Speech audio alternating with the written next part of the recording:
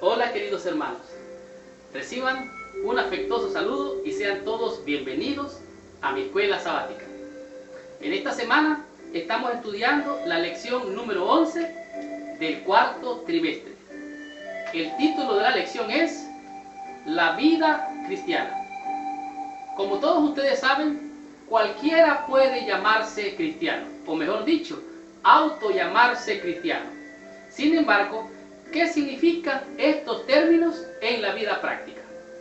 En esta semana vamos a ver algunos detalles de lo que significa ser un cristiano.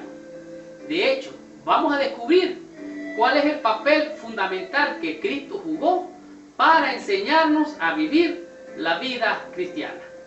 Estudiemos la lección de esta semana y descubramos cuál es el secreto para vivir la vida cristiana. Continuemos con la lección de esta semana.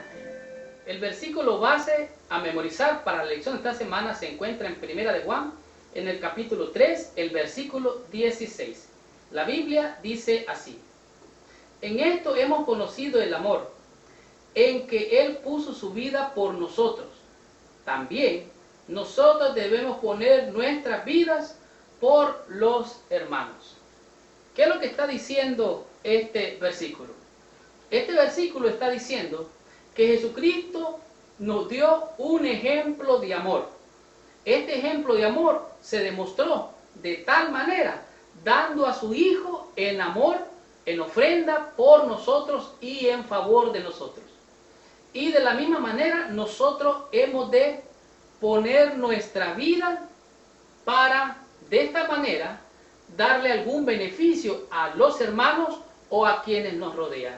En otras palabras, nosotros ponemos nuestra vida para beneficio de aquellos que lo necesitan. No estamos diciendo que usted se quite la vida. Estamos diciendo que nosotros, esto que está vivo, lo ponemos en servicio para servir a otros. Cualquiera puede llamarse cristiano. Sin embargo, ¿qué significan estos términos? Esto vamos a estar viendo durante la lección de toda esta semana. La Biblia enfatiza en la sana doctrina, pero este énfasis está en el contexto de una vida santa. ¿Qué significa esto? Vivir una vida santa significa vivir apartado de las cosas de este mundo y estar dedicado en función y en beneficio al servicio de nuestro Dios. Y esto señala que la meta bíblica es una vida de ética con obligaciones hacia otros. Si miramos con cuidado estos textos, lo que vamos a estar estudiando, vemos que vinculan la sana doctrina con una vida correcta, como si la vida correcta en sí misma fuera una sana doctrina. En esta semana vamos a estar considerando un cristianismo práctico que debemos manifestar en nuestras propias vidas. Estudiemos la lección de esta semana y descubramos qué nos dice el día domingo con relación a mayordomía. Continuemos con la lección de esta semana. Su título es mayordomía. Cuando pensamos en la salvación, traducida como en servicio a otros, a nuestra mente vienen muchas ideas. Debemos evitar el concepto cristiano de la mayordomía. El diccionario adventista, en la enciclopedia, define mayordomía como la responsabilidad del pueblo de Dios por todo lo que Dios le ha confiado. Oiga bien, lo que Dios ha confiado, lo que ha depositado en sus manos. Y la manera de usarlo, la vida, el ser físico, el tiempo, el talento y las capacidades. Adicional a esto, las posiciones materiales, las oportunidades de servir a otros y su conocimiento de la verdad. Somos nosotros mayordomos y estamos administrando todos estos recursos que Dios nos ha dado. De hecho, dentro de mi vida existe un proyecto que le llamo yo a esto redención y finanzas, o sea, redención financiera. ¿Por qué? Porque en realidad nosotros como creyentes, como cristianos, estamos conscientes que Dios nos ha dado todo en nuestra mano. Dice la Biblia que Él todo lo puso bajo sus pies para que el hombre señorease.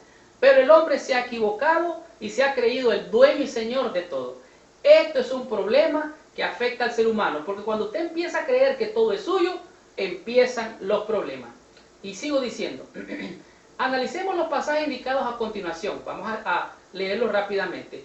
En cada uno de ellos pregúntese usted, me pregunto yo también, dadas mis circunstancias específicas, ¿cómo puedo manifestar en mi propia vida los maravillosos principios que enseñan estos textos? Es más, ¿en qué forma yo aplico estos textos a mi vida? Por ejemplo, en el libro de Éxodo, en Deuteronomio capítulo 8, Jehová le dice a su pueblo, mira, cuídate de no olvidarte de Jehová tu Dios, para cumplir los mandamientos. No suceda que comas, te hartes, tengas abundancia de vacas, abundancia de tierras, y mires que tienes casa, que construyes y digas, todo esto yo lo hice. No. Cuídate, dice el Señor, de no olvidarte de los mandamientos de Jehová. En otras palabras, Dios es el que da y el que quita. De Jehová, dice la Biblia, es la tierra y su plenitud, el mundo y los que en él habitan. En otras palabras, si el Señor es el Dios, Señor de la creación, es dueño del oro, la plata, la gente, la humanidad, la sociedad. Todo lo que Dios hizo, lo hizo bueno en gran manera. Solo póngase a pensar cuántos recursos existen allá en el mar. Mucha riqueza. ¿Cuántos recursos existen allá en los bosques? Mucha riqueza.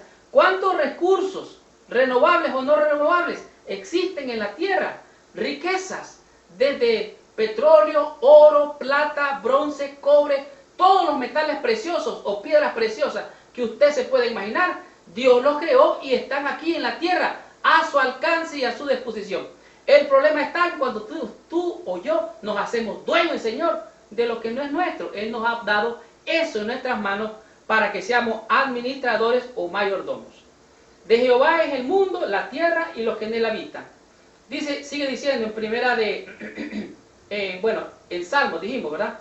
En Filipenses 2, de 3 al 4 dice, nada hagáis por vanagloria, ni por rivalidad, sino más bien con humildad, estimando a los otros, o sea, a otros seres humanos, en mayor estima que vosotros mismos. Pero resulta un problema. Los seres humanos lo que hacemos es minimizar al que está más arriba para levantarnos nosotros. Pero no debe de ser así. Debemos de poner en alta estima a otro ser humano igual que nosotros. Y en 1 de Juan capítulo 3 versículo 16 dice, en esto conocemos el amor, en que puso su vida, hablando de Cristo, por nosotros. Así también nosotros debemos de, se me confunde esta la palabra con una palabra en inglés, dice lay down, que es como quien dice rebajarse o humillarse y poner a los demás en alta estima. Y de esta manera concluyo la lección de este día. Dice, la Biblia enseña que el propósito fundamental para toda creación de Dios es glorificarle a Él. El pecado ha desvirtuado mucho esta realidad, pero Dios dirigió su acción salvífica hacia nosotros para llevarnos de regreso a participar con toda la creación en la glorificación de Dios. Así que si hacéis, si coméis, si bebéis o hacéis cualquier otra cosa, hacedlo todo para honra y gloria de Dios. No para vanagloriarse, yo soy esto, yo como esto, yo no como eso. No. Todo para la honra y gloria del Señor. Vivir de tal modo que involucre buscar el bien de otros y no el bien propio. Es más, Cristo fue esto lo que hizo. Al morir dijo, perdónanos, no saben lo que hacen. ¿Por qué es tan importante para ti este concepto de vivir para otros? Tienes que reflexionar. Realmente, los grandes hombres que han dejado grandes legados han dado algo a la sociedad. Muchos de ellos se volvieron millonarios porque daban un bien. Le añadían valor a la gente, que mucha gente fueron felices con ellos. Como ejemplo, Steve Jobs, el hombre que creó el iPod o el Apple, la compañía Apple. Él hizo grandes inventos que todavía se conoce como el iPhone. ¿Cuánta gente no le habían dado pleitesía y honor a este hombre por inventar ese aparato? Todo fue hecho para honra y gloria de Dios. Y nosotros somos mayordomos de todo lo creado. Él nos los ha puesto en nuestras manos para ser administradores, sabios, inteligentes, para la honra y gloria del Señor. Continuemos con la lección de esta semana. Veamos qué nos dice el día lunes con relación al diezmo, una porción mínima. Continuemos con la lección y recibamos nuestra bendición. La lección del día lunes, su tema es el diezmo, una porción mínima. Resulta que en el antiguo, tanto los hijos de Israel como los israelitas tenían el deber y la obligación de llevar los diezmos o las ofrendas allá al santuario. Allí los levitas llevarían el diezmo y el diezmo a la casa de nuestro Dios, a las cámaras de la casa del tesoro. ¿Por qué a las cámaras del tesoro? Tenían los israelitas, o sea, el pueblo tenía que llevar los diezmos, y en aquel entonces era realmente la 10ª parte de toda la cosecha, la 10ª parte de todo el ganado que nacía y crecía y se multiplicaba, y ellos tenían que llevar, además de las primicias, además del diezmo, además de las ofrendas, tenían que llevar también consigo ellos mismos, o sea, ellos entregarse. Piensa por un momento, nosotros tenemos en esta vida una vida terrena.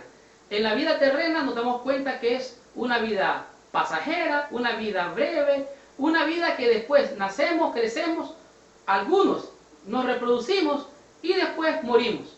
Y después quedamos allí en una tumba fría, inertes. Vienen las bacterias, vienen los gusanos y nos consumen y nos comen como que fuéramos nada, solo materia. Esto realmente es la vida terrena. Y luego termina todo con de uno u otro modo. Cuando todas estas células, las del cuerpo, se mueren, nada queda sino un cadáver del que los gusanos y las bacterias se alimentan hasta que ellos también se terminan. En otras palabras, eso es lo que nos ofrece el Señor. Y la pregunta es, ¿y todo lo que adquieres en esta vida o que recibes de la mano de Dios como prosperidad, de quién será?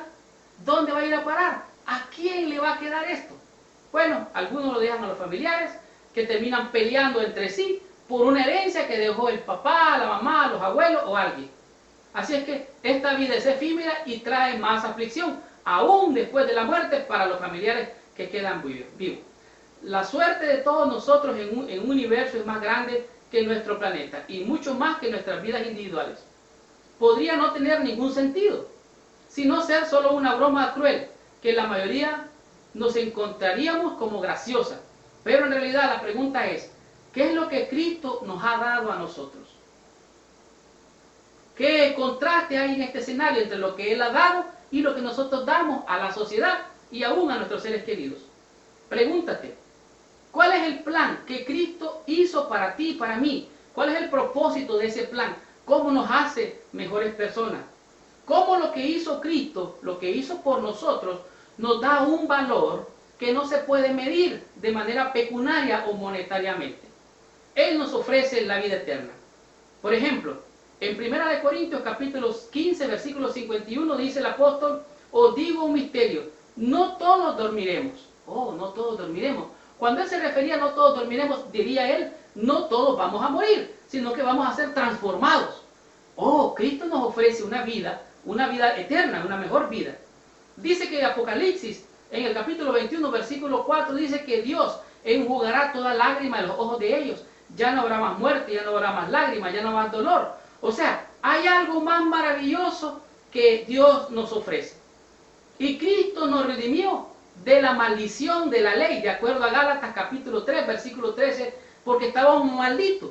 La ley no era una maldición, porque la ley acusaba nuestros delitos y nos señalaba como culpables. Pero Cristo vino a liberarnos de la maldición de la ley. De hecho, el mismo libro de Gálatas dice que Él agarró la maldición nuestra y la llevó sobre sus hombros. Entonces, ¿qué fue lo que hizo Jesucristo? De acuerdo a Efesios, dice que para eso hizo Cristo, para la alabanza y la gloria de su gracia, con la cual nos hizo aceptos en el amado. O sea, en Jesucristo, este cuerpo mortal, esta vida terrenal, pecaminosa, Cristo la cambió por algo nuevo. Al morir en la cruz, nos ha hecho aceptos en el amado. ¿Cuán vano es el esfuerzo de medir con reglas matemáticas el tiempo, el dinero y el amor ante un amor y un sacrificio sin medida? Los diezmos para Cristo son una limosna. La pregunta es, ¿qué le podemos dar a Dios? De Jehová es la tierra y su plenitud. Mío es el oro, mío es la plata, dice Jehová de los ejércitos. ¿Qué le vamos a traer a Él si Él es dueño de todo? Él no necesita nuestro dinero. Pero Él desea en amor y en gracia que tú te entregues en cuerpo, alma y vida para Él, en vida para su servicio. ¿Con qué pagaremos los sacrificios de Jehová? No hay nada con lo que podamos pagar. Podemos dar el diezmo, podemos dar las ofrendas, y aún por mucho que demos, eso no va a pagar jamás el sacrificio glorioso hecho por Cristo en nuestro favor. El diezmo es solo una porción mínima y de hecho es un paso de fe.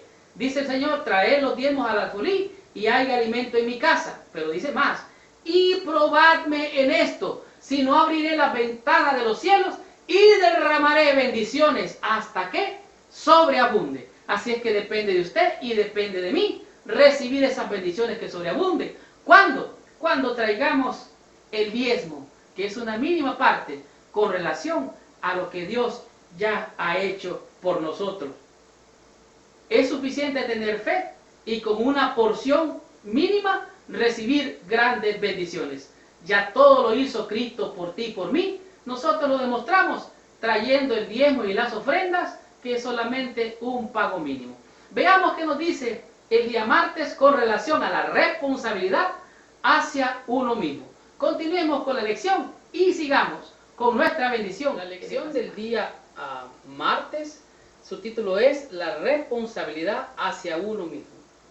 La pregunta es, ¿qué nos dice Jesús claramente cuando Él nos dice en su palabra, en Mateo 22:39, amarás a tu prójimo como a ti mismo? Este es un texto muy interesante, sin embargo, pareciera confundir a la mente humana, pero lo que en realidad pasa es que el amor que nosotros tenemos como seres humanos es un amor egoísta, y por lo tanto, al amarnos a nosotros mismos, tendemos a creer que nosotros somos superiores a los demás. Este amor debe ser una abnegación desinteresada, y el verdadero cristianismo da amor sin necesidad de esperar recíprocamente ese amor. Por ejemplo, cuando Cristo nos amó, dice, de tal manera amó Dios al mundo que dio. Él no estaba esperando que nosotros le diéramos, Él nos amó primero. Ahora, la reacción natural nuestra debería de ser amarlo a Él. Sin embargo, aunque son muchos los llamados, son pocos los que eligen amar al Señor. Por ejemplo, cuando nosotros decimos yo me amo a mí mismo, podemos caer en el error de amarnos de manera ególatra. Ser un ególatra es amarnos demasiado a nosotros y aborrecer a los demás. Sin embargo, el amor de Dios es un amor desinteresado y es un amor hacia los demás. El amor a uno mismo significa que, dándonos cuenta de nuestra propia valía ante Dios, procuramos vivir lo mejor posible, sabiendo que los resultados no nos beneficiarán solo a nosotros, sino también a aquellos con quienes entramos en contacto. Como decíamos, el apóstol Pablo dice en Filipenses, haya pues en vosotros este mismo sentir que hubo en Cristo Jesús, no tomando en cuenta su posición de Dios, se humilló a sí mismo, se humilló hasta la muerte y muerte de cruz. Está diciendo la muerte más horrible que pudo haber existido. El amor de Cristo nos constriñe, dice 2 de Corintios capítulo 5. Pero de tal manera, para que los que ahora vivan, dice el apóstol, sigue diciendo, ya no vivan para sí, sino que vivan pues hacia los demás, de tal manera que sea en beneficio hacia los demás. Y esta es una responsabilidad de uno mismo. El amor verdadero hacia uno mismo es una autoestima, pero también una valía con cordura. Que nadie tenga mayor amor de sí mismo, ni tampoco se enorgullezca más que sí mismo, que tenga a los demás en alta estima, pero que se respete a sí mismo. Cristo, como leímos la lección de la semana pasada, Él sabía que venía de Dios y que iba a Dios. Sin embargo, se humilló. Siendo Dios, se humilló y empezó a lavar los pies de sus discípulos. Esto no cambió su posición de Dios. Él siguió siendo Dios. Era Dios, dándonos ejemplo en esta tierra, a lavar los pies de sus discípulos. Siendo Dios, se humilló, pero no cambió su estatus. Él estaba sirviendo. Era un siervo de siervos. Y el apóstol Pedro, en 1 de Pedro capítulo 1, versículo del 13 al 16, dice, no os conforméis a los deseos que antes tenías, sino sed santos en vuestra manera de vivir. Y ahora pues, servir con humildad a los demás. La bendición que el cristiano obtiene en Cristo trae tal unidad con Él que el cristiano desea vivir una vida ordenada según el deseo de Cristo. El pecador desea tener a Cristo en la mente, ya no vivir para sí mismo, sino para Él y atender el llamado a la santidad. Si te amas, querrás lo mejor para ti mismo y lo mejor para una vida consagrada a Dios. Una vida que refleje el carácter y el amor de Dios. Una vida que viva no para sí, sino para el bien de otros. Realmente amarnos a nosotros mismos puede ser autodestructivo. Si nos amamos de una manera, podemos decir, enfermiza. Debemos de tratar de protegernos de esa trampa. ¿Cómo? Entendiendo estas palabras. La manera más segura de garantizarte una existencia miserable es vivir solamente para el yo, sin pensar nunca en el bien para los otros. La responsabilidad hacia uno mismo es muy importante para entender cuál es nuestra posición ante Dios y ante nuestros semejantes. Continuemos con la lección de esta semana. Veamos qué nos dice la lección del día miércoles con el tema que es el matrimonio cristiano. Estudiemos la lección. Ahí está tu bendición y mi bendición para esta semana. Continuemos con la lección de esta semana. El día miércoles es una lección muy importante porque es una de las crisis que afrenta hoy nuestra iglesia en todos los niveles. El hombre realmente es un ser social. Debe sentir la necesidad de tener un hogar, de tener relaciones tanto en el trabajo como en lugares públicos. Una conducta cristiana responsable debería verse en todo lugar. O sea, nosotros como cristianos tenemos que tener una responsabilidad social para comunicarnos y relacionarnos en todos los niveles sociales. La Biblia tiene principios para guiarnos en estas relaciones. Los siguientes pasajes preparan una definición bíblica para el matrimonio. Por ejemplo, en Génesis capítulo 2, versículo 21 al 25, dice que entonces Jehová hizo caer en sueño un sueño profundo a Adán, y sacó de Adán una costilla, y de la costilla que sacó de Adán formó a la mujer. Entonces Adán despertó y dijo, esto será llamado varona, porque es carne de mi carne y huesos de mi hueso. Y así Jehová le puso a la par de Adán a una mujer para que vivieran en comunión, en relación, en una unión, en santidad a la primera pareja. Jehová también dice más adelante en Malaquías, está atestiguando entre ti y la mujer de tu juventud, porque tú has sido desleal, dice, le está diciendo a Israel, o sea, a su pueblo, ha sido desleal. De tal manera que así sucesivamente está presentando que en Efesios Dios puso al hombre y a la mujer para que tuvieran una relación de pareja, el hombre sujeto a la mujer y la mujer sujeto al hombre. En otras palabras, como dice la Biblia, sujetados los unos a los otros. En amor, en santidad, el hombre debe de amar a la mujer debe de respetar a su esposo y así mutuamente formar una familia.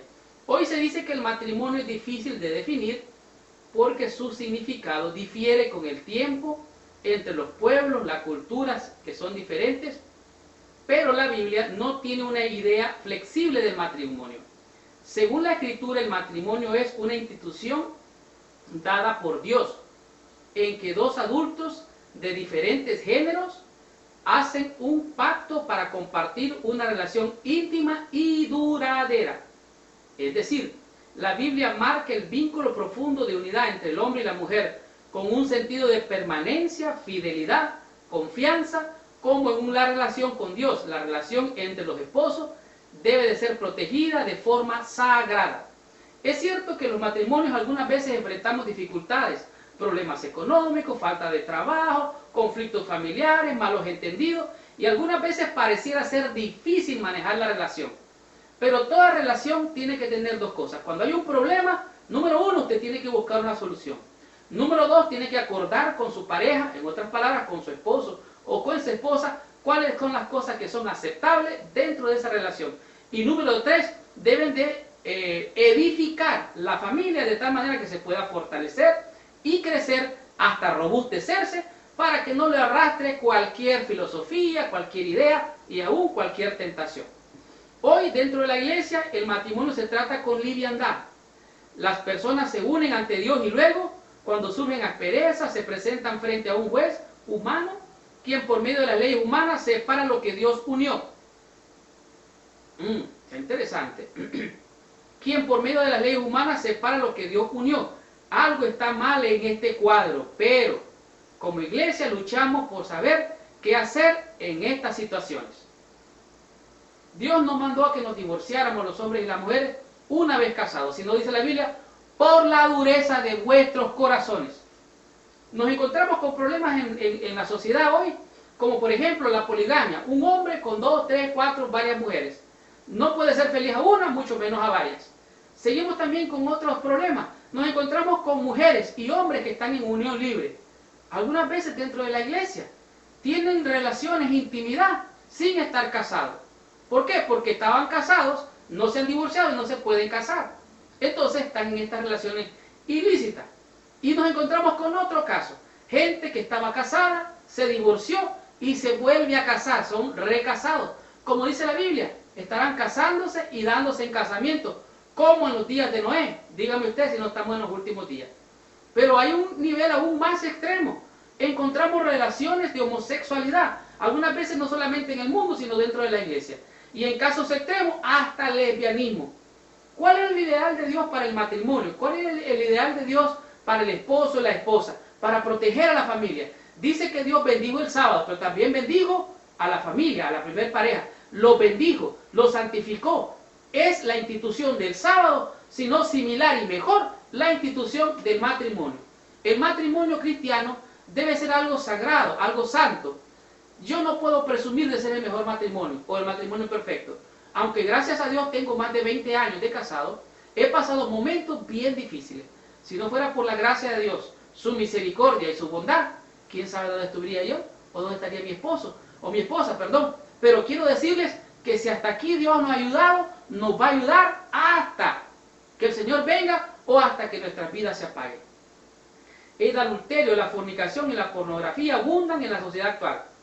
No obstante, Dios sigue considerando las fallas humanas con compasión y misericordia. Y estas malas prácticas pueden ser vencidas por medio de la gracia de Cristo. Con esfuerzo se debe tratar de alcanzar los ideales divinos, aunque hoy se justifique el pecado con muchas excusas y calificaciones culturales. Hay gente que dice, no, es que mi cultura es así, no. Hay gente que dice, no, en los Estados Unidos, eso es así, normal. No digamos los Estados Unidos. No se excuse de manera barata. Usted ha elegido mal, tendrá consecuencias mal. No piense que va a cosechar, va a sembrar viento y no va a cosechar tempestades. Así es que debe de considerar el matrimonio como algo sacro, como algo sagrado, como algo santo. Esto fue el tema del matrimonio cristiano, la lección del día miércoles. Veamos la lección del día jueves que nos dice con relación a la conducta cristiana. Estudiemos la lección, recibamos nuestra bendición. Continuemos con la lección de esta jueves. Es una lección para definirnos. ¿Alguna vez usted ha oído el momento del defining moment? El defining moment significa el momento de definición. Y esto significa que más allá de la familia, ser cristiano tiene otras repercusiones sociales. Por ejemplo, en el campo profesional, al reconocer el concepto bíblico de lo que los cristianos están en este mundo, pero que no son de este mundo. ¿Qué es lo que estoy diciendo? Realmente nosotros estamos en este mundo, pero de acuerdo a nuestra fe no somos de este mundo. Entonces, ¿cómo debemos de comportarnos? ¿Cuál es podemos decir, nuestro testimonio ante la sociedad? Vamos a considerar por lo menos 3 áreas de nuestra vida. Por lo pronto, vamos a ver lo que es las responsabilidades cristianas. Además de esto, vamos a ver lo que es el estilo de vida y la conducta. Realmente, la conducta y nuestro estilo de vida define nuestra responsabilidad cristiana. Número 1, uno de los primeros aspectos que la lección está mostrando son las relaciones entre el empleador y el empleado. ¿Qué significa esto? Que un trabajo adecuado requiere una compensación adecuada. ¿Qué quiero decir con esto? Que de acuerdo y en proporción del trabajo que alguien ofrece o del servicio que alguien da, en esa misma proporción debe de recibir un pago a cambio del servicio que está ofreciendo. Por otro lado, los trabajadores cristianos deben de resistir la tentación de hacer un trabajo descuidado. Recuerden que la segunda milla es la que salva. Si usted cumple con su trabajo, está bien. Oiga, pero ¿qué tal si va la extra milla? ¿Sabe lo que va a pasar? Se va a asegurar el trabajo. Y a lo mejor no solo se va a asegurar el trabajo, sino que podría hasta recibir un aumento. ¿Qué es lo que estoy diciendo? Bueno, quieren mantener su trabajo, trabaje más de lo que le dan. Llegue más temprano de ser posible y salga más tarde que los demás. Dé más rendimiento. ¿Y sabe qué va a pasar? Lo van a ver como un buen trabajador y es posible que hasta le paguen más. Este es mi secreto que le estoy dando para tener una buena posición en su trabajo. Seguimos con la lección. Los padres no pueden cometer el pecado mayor de que sus hijos no tengan nada que hacer. Los niños pronto aprenden a amar la ociosidad y llegan a ser hombres y mujeres negligentes e inútiles cuando tienen la edad suficiente para ganarse la vida y hallar un empleo. Trabajan de una manera perezosa, esperando sin embargo que se les pague tanto como si hubieran sido fieles. En otras palabras, esperan más de lo que dan. Así es que tenemos responsabilidades como cristianos dentro del campo laboral, profesional, social, familiar, ético, moral. ¿Por qué? Porque la ética del cristiano debe de basarse en la credibilidad y el prestigio de ser un buen cristiano, un hijo de Dios, un hijo del Rey, y esto significa que usted y yo tenemos que portarnos a la altura de aquel que nos amó. Él es el Rey y nosotros somos hijos del Rey. Por lo tanto, el cristiano pone a Dios primero, evalúa y toma acción y adquiere la responsabilidad como cristiano. Evita la discriminación. Aquí hay un tema muy interesante, porque nosotros decimos, bueno, entonces, ¿qué hay con los homosexuales, con las lesbianas? Bueno, ellos tienen derechos humanos como seres humanos, pero que ellos vengan a tratar de imponer y tratar de levantarse como que tienen más y mejores privilegios porque son hijos de Dios, que así lo hizo Dios.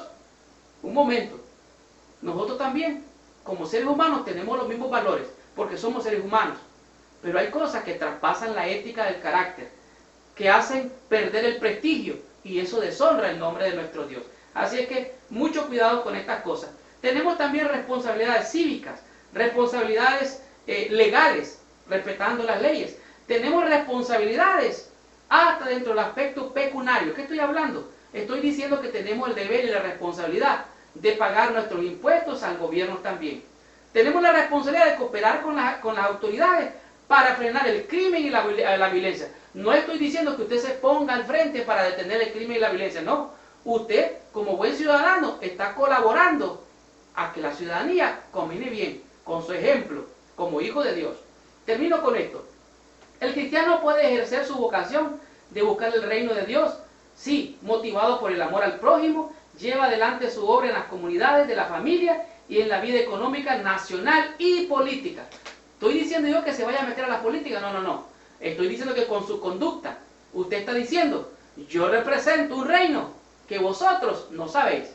Y usted se conduce como un ciudadano, respeta las autoridades cívicas y militares, y de esta manera, usted, su conducta cristiana, está alabando a nuestro Dios. ¿Cuáles son las relaciones intersociales dentro del trabajo? ¿Cuál es la conducta que usted tiene o que yo tengo? ¿Qué significa ser honesto? Y cómo nuestra honestidad, nuestra responsabilidad y ética cristiana demuestra que somos hijos de Dios. Es más, tu vida trae a las personas a la fe o a nuestra iglesia, o algunos de ellos dicen, no, yo no quiero ser como ese. Mucho cuidado con estas cosas. ¿En qué forma vives? ¿O en qué forma vivo yo? Que eleva el nombre del Señor, lo alaba y lo exalza para siempre. En otras palabras, ¿cuál es tu vida o mi vida cristiana ante Dios y ante la sociedad que nos rodea? Esta fue la lección de esta semana. Ahora, vayamos a la conclusión, descubramos qué nos dice la conclusión de esta semana y disfrutemos al cerrar de la bendición de esta lección. Concluyamos con la lección de esta semana. Qué tremenda lección hemos tenido durante toda esta semana. No hay duda ninguna que esta lección ha sido como una semana de reavivamiento para nuestra fe y un termómetro para medir dónde estamos parados con relación a nuestra conducta y relacionado a la fe que profesamos. La lección La vida cristiana nos ha demostrado 5 conceptos que son poderosos para que con una conducta que sea de testimonio a la sociedad pueda ayudarles a ellos a entender cuál es el propósito de Dios para nuestras vidas como creyentes y de esta manera invitarlos a unirse al pueblo de Dios para esperar a nuestro Señor Jesucristo. Leo literalmente. Los actos de generosidad y benevolencia fueron concebidos por Dios para estimular entre ellos un interés y afecto mutuo e imitación del Maestro. El sistema de benevolencia fue dispuesto para prevenir el gran mal de la conciencia. Cristo vio que en la práctica de los negocios el amor a las riquezas sería la mayor causa de la extirpación de la verdadera piedad del corazón. Vio que el amor al dinero congelaría en forma profunda y dura las almas de los hombres, deteniendo la corriente de impulsos generosos, cerrando sus sentidos a las necesidades del sufriente y del afligido.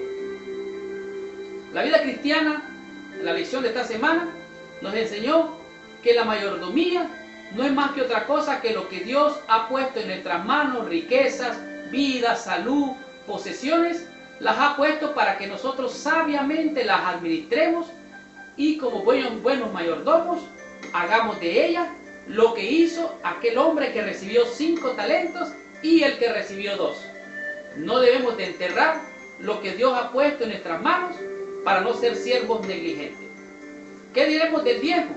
El diezmo es una porción mínima comparado con todo lo que hizo Cristo al abrir las ventanas de los cielos, enviar al Hijo de Dios, Dios mismo, para humillarse y después derramarse en una cruz para alcanzar nuestra salvación. El hecho de devolver los diezmos no nos hace comprar la salvación.